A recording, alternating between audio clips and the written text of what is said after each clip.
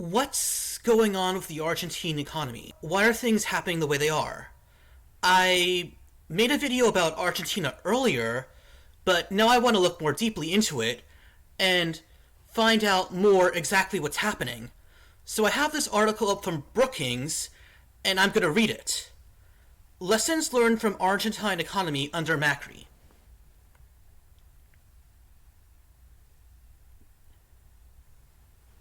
Mauricio Macri's election in 2015 sent shockwaves around the world. A pro-market outsider candidate from Argentina's business elites interrupted 14 consecutive years of Peronist government. Macri tapped into the public's fatigue with his predecessor and ran on normalization of the country. During his campaign, he promised to achieve a zero poverty rate, tame inflation, crack down on corruption, and to rekindle Argentina's stagnant economy. His team shared his enthusiasm and expected that during his first term, GDP would grow by 3% per year, inflation would go down to 5% by 2019, and investment would boom. As a result, they believed the specter of left-wing populism would be defeated. Yeah, these guys did not know what they were doing. Unfortunately, as shown in Figure 1, these expectations failed to materialize. By the end of Macri's term, GDP had shrunk by 3.4%, inflation totaled 240%. Wow. I mean, if that's an annualized figure, then that's just totally horrible. I hadn't been paying super close attention, so if you asked me 5 minutes ago what inflation in Argentina was, I would have guessed like 30 or 40%. But in this article, it says it's 240%. So, wow. And poverty increased. Growing dissatisfaction with the economy led to a devastating election in which Macri lagged 16 points behind the Peronist ticket. In Macri's macro, the meandering road to stability and growth, Federico Sturzenegger sheds light on what went wrong by narrating how fiscal and monetary policy clashed during Macri's term. I hope I didn't mispronounce that name too badly. Okay, so these are the charts that show how Argentina's current account, GDP growth, inflation. Well, according to this chart, inflation year on year was only around 50%. Though it could have spiked in like the last couple of months after this chart accounts for the nominal exchange rate and the primary deficit.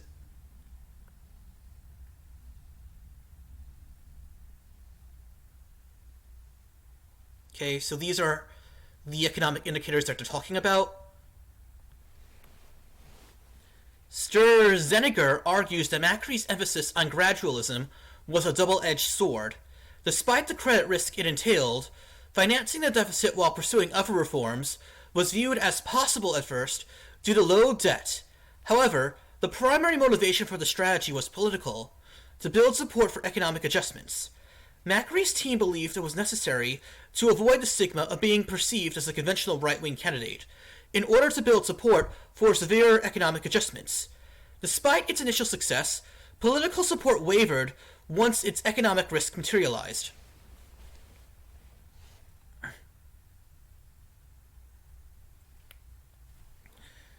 After describing the initial conditions of the economy when Macri took office, Sturzenegger offers a chronological account of Macri's economic policies. Currency controls were lifted to transition toward a floating exchange rate regime. And after a devaluation, the peso stabilized quickly.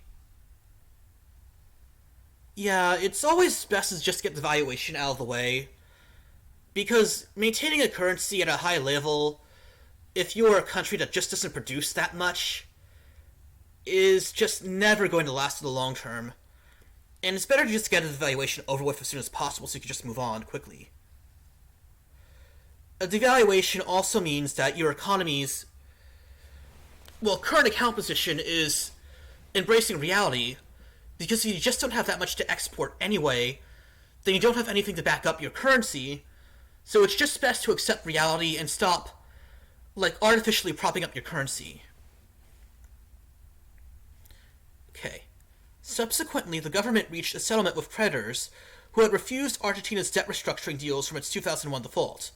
By doing so, Argentina regained access to international markets, and the central bank was able to accumulate reserves. Well, considering the mountain of unpayable debt they now have, I'm sure getting the international markets to own them really worked out well for them. As of March 2016, the central bank sought to engineer a disinflation process through inflation targeting.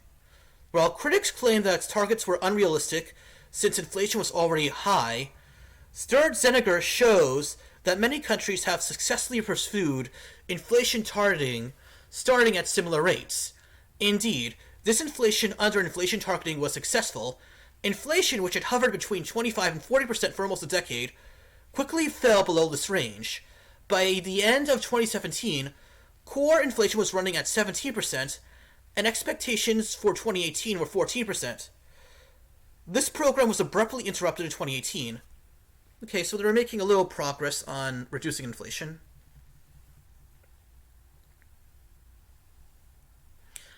On the fiscal front, energy and transportation subsidies were slashed. During the first 4 months of 2016, electricity prices increased by 250%, natural gas by 195%, water distribution by 300%, and transportation by 100%. Despite these adjustments, the fiscal deficit increased in 2016. In part, this was due to revenue losses from cutting income, corporate, and export taxes. Well, if cutting taxes led to out-of-control deficits and some sort of economic crisis, then it was the wrong time to cut taxes, I guess. Since the fiscal account did not improve much in 2017 either, and output growth was significantly below the government's projections, the central bank's disinflation program met fierce resistance from the Treasury.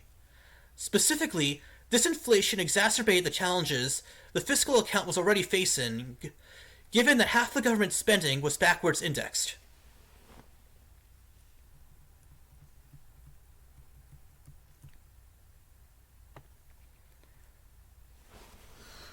Following a favorable midterm election result for Macri's coalition in 2017, the government became overconfident and reversed course on key policies. In December 2017, the government announced an increase in the inflation target and lower interest rates.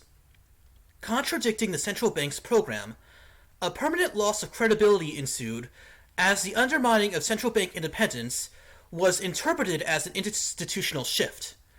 The occurrence of this event, with hikes in U.S. interest rates and a severe drought, led to a sudden stop in 2018. The peso depreciated rapidly, inflation expectations increased, and a de-anchoring process unraveled.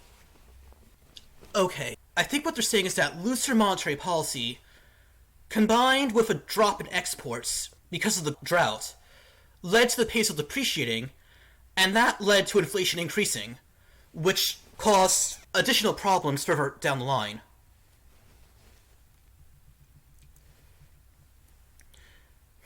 Desperate for relief, Macri turned to the IMF for assistance. Showing support for Macri's government, it issued what amounted to a $57 billion loan, the largest in its history. Yeah, give the largest loan in your history to a chronic defaulter. What could possibly go wrong? The IMF, with its usual brilliant effectiveness and wonderful long-term positive outcomes. In return, Macri promised to tie in fiscal and monetary policy further to enshrine central bank independence. Yeah, because that was totally politically possible at that moment. Therefore, export taxes were reintroduced. They shouldn't have been cut in the first place, given that they're completely bankrupt and needed every cent they could get. Public investment was reduced. They should have cut that earlier if they were that strapped for funds. And stabilization was drawn down. However, these measures were not sufficient to contain Macri's eroding political support, and the public rebuffed his administration in the primary elections. Fearful of the Peronist frontrunner, markets panicked, and the peso lost roughly half its value. Yeah, I don't know why these countries are so willing to put the fate of their economies in the hands of investors who don't care about them and will throw them overboard at the slightest hiccup. This always happens, and in the end the investors drop them like yesterday's garbage, and they're left completely helpless and in chaos. And this would never be possible if they just built their economy to run independently without relying on others so that it could be insulated and stable. But no, we can't have economic stability for emerging markets. Oh, that would violate orthodoxy and openness.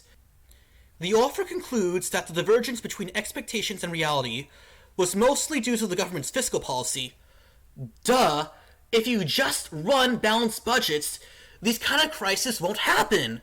And I understand that it is politically difficult to run a balanced budget, but if you want these countries to stop, then you have to pay the political price and just do it. I get that for economic reasons you want to run deficits to provide continued fiscal stimulus when the economy is in recession, but when the economy is in expansionary times, then you have to at least try, or else this stuff will just keep happening again and again. And the experience serves as a reminder of the importance of central bank independence. Well, I knew this Macri guy was a joke and that he'd fail, though he failed even more spectacularly than I thought. And now Argentina is back in the hands of the Peronist, who served them so well over the past 50 years.